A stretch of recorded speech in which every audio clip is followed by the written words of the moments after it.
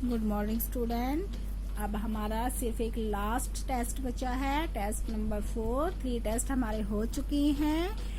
अब मुझे पूरी उम्मीद है कि आपने 3 टेस्ट बहुत अच्छे से किए होंगे। आपको पता चला होगा कि आपने कितनी तैयारी की है, कितने क्वेश्चंस आपने अच्छे से समझे हैं, कितनी अपनी प्रिपरेशंस की है ना।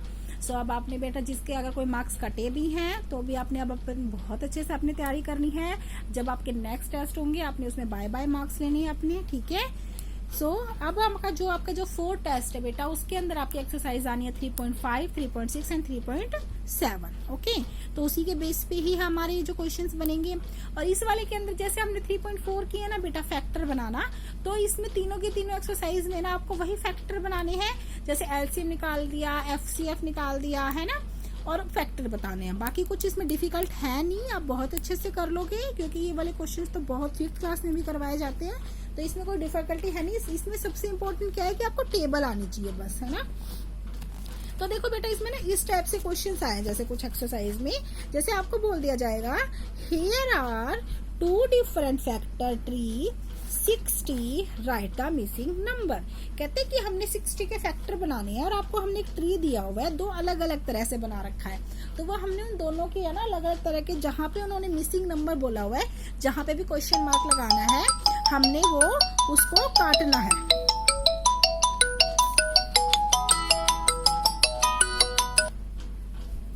ठीक है, तो हम क्या करेंगे अब इसमें, हेयर आर, अब 60 है, 60 को अब हमने क्या करना है, देखो इन्होंने क्या दिया हुआ है, 60 दे दिया, तो एक यहाँ 6, यहाँ 10, यानी देखो 6 को अगर मैं 10 से मल्टीप्लाई करूंगी तो मेरा क्या आता है बेटा, 60 आता है। ओके, अब इन्होंने क्या किया है 6, अब हमने 6 के फैक्टर बनाने हैं। 6 का इन्होंने 2 दे दिया और यहाँ पे दे दिया क्वेश्चन मार्क। अब ये कहता है कि 2 को हम किससे मल्टीप्लाई करें कि हमारा 6 आए। तो अगर आपको 2 की टेबल आती है तो बेटा आप 1 मिनट में झट से बता दोगे कि 2 3 जा क्या होते हैं, 6 होते हैं। तो मैं यहाँ पे इस वाले में क्या भर दूंगी, 3 डाल दूंगी। ठीक है, फिर आपसे ये पूछ रहा है, यहाँ पे 10 था क्योंकि 6 और 10 60 के फैक्टर बने थे, 6 एंड 10, 6 के बन गया, बनेगा 10 की। 10 के में इन्होंने यहाँ 5 दे दिया, यहाँ दे दिया क्वेश्चन मार्क। यानी मैं 5 को किससे मल्टीप्लाई करूं कि मेरा आ जाए 10। तो देखो 5 की टेबल आती है तो 5 2 जा 10, अगर आपको टेबल आती है तो आप झट से बता दोगे, है ना। तो ये 10 के फैक्टर बन गए, 10 के फैक्टर क्या बने हमारे, 5 एंड 2। ये हो गया हमारा फर्स्ट, हो गया। अब देखो बेटा एक चीज और नोटिस करो, अब इससे ज्यादा ना इसके फैक्टर नहीं बन सकते। कैसे, क्योंकि देखो 2 है, 2 का भी सिर्फ 2 मल्टीप्लाई 1 ही बनेगा। 3 है तो 3 मल्टीप्लाई 1 बनेगा। 5 है तो 5 मल्टीप्लाई 1 ही बनेगा, क्योंकि और किसी टेबल पे आते ही नहीं है। और 2 का भी ऐसे बनेगा, तो हमने इसको यही छोड़ दिया। ठीक है, अब इसने कहा था ना कि हमारे 2 डिफरेंट टाइप्स दिए हुए हैं, तो एक टाइप तो हमने कर लिया, दूसरा टाइप इन्होंने क्या दिया हुआ है, ये वाला। अब ये देखो ये क्या है 60, हमने इसके फैक्टर बनाने हैं, तो इसने यहाँ पे क्या लिख दिया 30 और यहाँ क्वेश्चन मार्क लगा दिया। यानी अब मैं 30 को किससे मल्टीप्लाई करूँ कि मेरा 60 आ जाए।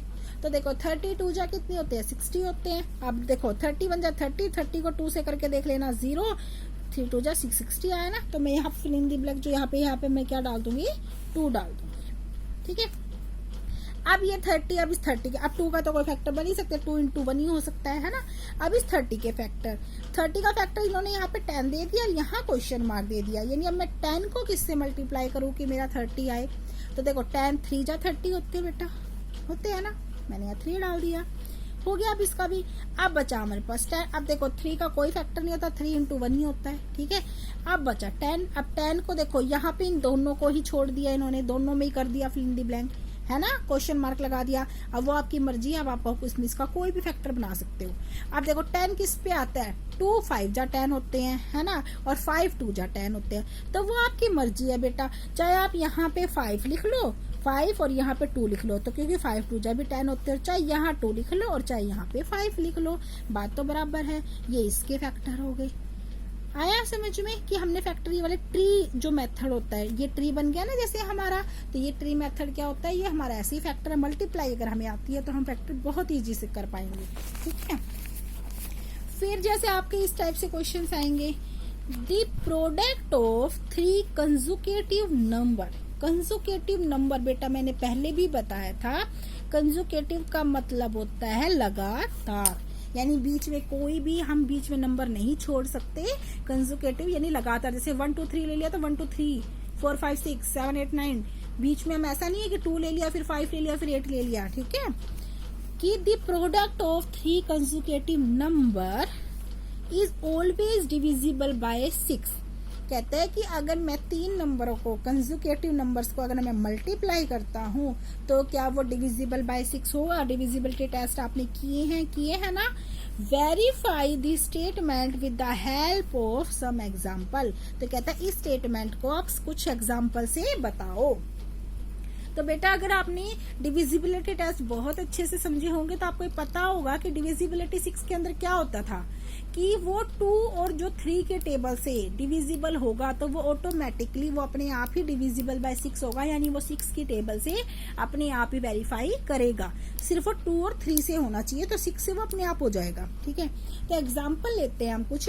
देखो कंसेक्यूटिव नंबर हमने लेने हैं यानी लगातार, ठीक है। तो मान लो मैंने लगातार ले लिया 2 × 3 × 4, आप कुछ भी ले सकते हो लगातार में।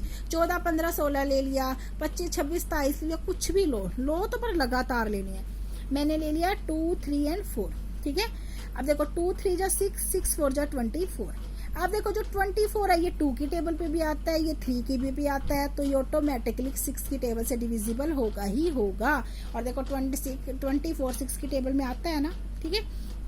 फिर हमने अगला कंसेक्यूटिव ही लेना है, लगातार लेना है। तो मैंने 4 5 6 ले लिया।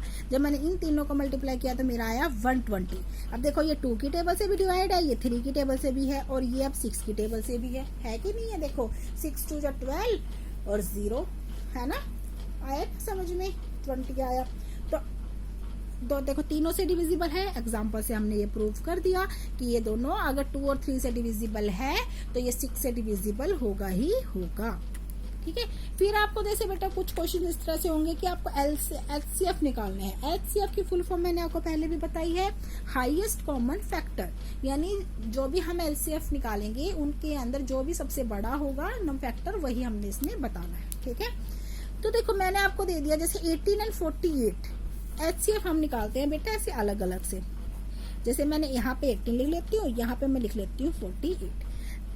ये आपको आते हैं निकालने, मुझे पता है। जैसे हम ये किसकी टेबल पे जाता है, 2 की टेबल पे। 2 यहाँ पे 2 9 जा 18, फिर ये 3 की टेबल पे जाता है, 3 3 जा 9, फिर ये 3 के 1 की टेबल पे जाएगा। तो देखो 18 के कितने फैक्टर बन गए, 2 × 3 × 3, देखो ये बन गए ना ऐसे ही। अब हमारे बनता है 48 का। 48 को देखो हम पहले करेंगे 2 से, 2 2 जा 4, 2 4 जा 8, फिर हम 2 से करेंगे 2 1 जा 2, 2 2 जा 4, फिर ये 2 से जा रहा है दोबारा से 2 6 जा 12 होता है, फिर से 2 से ही जा रहा है 2 3 जा होते हैं, और फिर ये अब जाएगा ये 3 से। इसके फैक्टर क्या बने, 2 × 2 2 × 2 × 2 × 3। देखो मैंने यहाँ पे लिख लिया। अब ना इसमें हाईएस्ट हमें कैसे पता चलेगा बेटा, देखो इन दोनों में क्या है, ऐसे 2 है मैंने लिख लिया।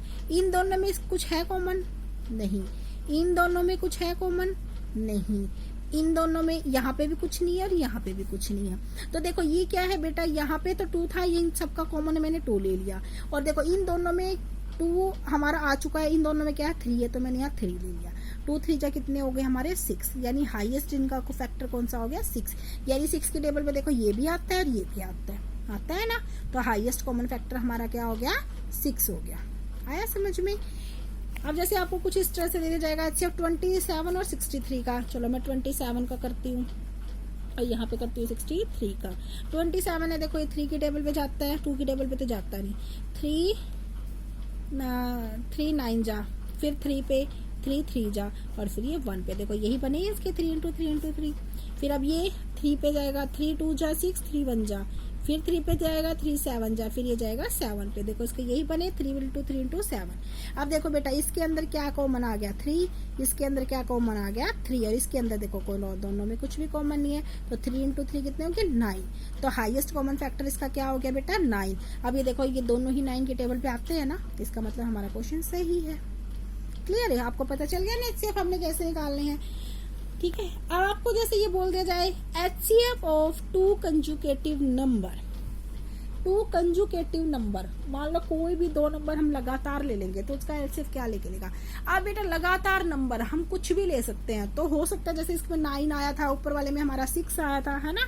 लेकिन अगर मान लो मैंने कंजुकेटिव नंबर में मैंने 1 ले लिया और 2 ले लिया, तो देखो 1 का तो 1 ही आएगा, है ना, और 2 का भी 1 आएगा। तो इसमें कम से कम भी जो भी कंजुकेटिव नंबर का क्या हो सकता है, एचसीएफ 2 कंजुकेटिव नंबर का 1 हो सकता है ना, क्योंकि 1 भी तो आ ही रहा है ना हमारा कहीं ना कहीं, तो हम सबसे कम ही लिखेंगे, स्टार्टिंग हमारी 1 से ही होगी। तो हम क्या लिखेंगे, HCF of 2 consecutive number be 1। अब अगर 2 कंजुकेटिव नंबर है, अगर वो इवन में हमने बताना हो, तो 2 कंजुकेटिव नंबर स्टार्टिंग हमारी इवन नंबर की कहां से शुरू होती है बेटा, 2 से होती है। तो हम क्या लिखेंगे, HCF of 2 consecutive number even is 2। ठीक है। अब जैसे अगर मान लो 2 कंजुकेटिव नंबर है और अगर मैं बताऊं कि ओड नंबर पे बताओ, तो बेटा ओड नंबर हमारे शुरू कहां से होता है, 1 से शुरू होता है। ठीक है, तो 1 भी कहीं ना कहीं आ सकता है। ठीक है, तो ओड नंबर पे अगर कोई आपसे पूछे तो आप क्या लिखोगे, HCF of 2 consecutive number odd is 1। ठीक है, सो आपके सारे ही क्वेश्चन इस टाइप से हैं, आपने बहुत अच्छे से तैयारी करनी है। एचसीएफ आप निकाल के देख लेना, एचसीएफ मैंने आपको बता दिया है कैसे निकालना है। आपकी क्वेश्चंस हैं आपकी बुक में बहुत सारे, आप उसको निकाल के देखोगे तो आपकी 2 एक्सरसाइज बहुत इजीली हो जाएंगी, बल्कि सारी हो जाएंगी, क्योंकि सब में एचसीएफ ही निकालना है और कुछ करना ही नहीं है उसमें। ठीक है, इसी के बेस पे आपके क्वेश्चंस बनेंगे बेटा। सो आपने बहुत अच्छे प्रिपरेशन करनी है, 4 टेस्ट है आपका, आपने बहुत अच्छे से तैयारी करनी है और बहुत अच्छा आपने टेस्ट देना है। So have a nice day.